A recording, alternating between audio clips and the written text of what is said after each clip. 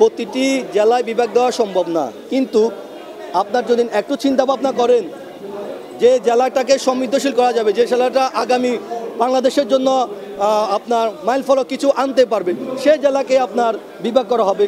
বৃহত্তর নোয়াখালী, তার পাশে যে সবচেয়ে বড় পয়েন্ট হচ্ছে সমুদ্র বন্দর, বাংলাদেশে একটা মাত্র সমুদ্র বন্দর চট্টগ্রাম।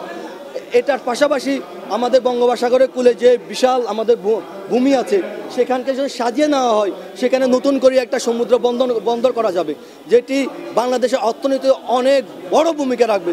সুতরাং আমি মনে করি নোয়াখালীকে বিভাগ করলে সেটুকু পাবে বাংলাদেশ। অন্য জেলা তো এই সুযোগটুকু নাই, অন্য জেলা তো বাংলাদেশের মতন। বাংলাদেশের সবচেয়ে ধনী জেলা নোয়াখালী, শিল্পপতি আপনি যদি 10 জন হিসাব করেন 8 জনে থাকে নোয়াখালী। সুতরাং ওই জেলা তো বিভাগ দাবি করতেই পারে, সব জেলা কেন করবে? সব জেলা তো ওটার সাথে তুলনা করার মতো জায়গা না রে ভাই। আর নোয়াখালী হচ্ছে অনেকগুলা বিভাগের চেয়ে নোয়াখালীর আয়তন অনেক বড়, প্রায় 42,000 বর্গ কিলোমিটার। সুতরাং অনেকগুলো জেলা আছে, বিভাগ আছে, এত বড় না। সেক্ষেত্রে বৃহত্তর নোয়াখালীকে যদি বিভাগ করে, বাংলাদেশের মানচিত্রে নতুন একটা রূপরেখা দাঁড় হবে, আগামী বাংলাদেশের জন্য সম্ভাবনা কিছু আসবে বলে আমরা বিশ্বাস করি। তারা আমাদেরকে ভয় পায় ভাই, ডাইরেক্ট কথা। আমাদের প্রতি তাদের একটা আতঙ্ক।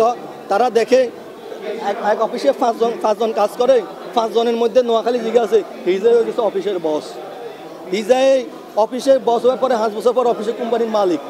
হ্যাঁ, এটা তারা আমাদেরকে ভয় পায়। ওরা মনে করে নোয়াখালী বিভাগ হইলে নোয়াখালীর মানুষ আরও বেশি সমৃদ্ধশীল হয়ে যাবে, নোয়াখালীর মানুষ এয়ারপোর্ট বা তাদের আলাদা অঙ্গরাজ্যের মতো করে ফেলতে পারে। এটা তাদের মনে ভুল না, এটা একটা ভূখণ্ড। এটা স্বাধীনতা 1971 সালের মাধ্যমে পাওয়া।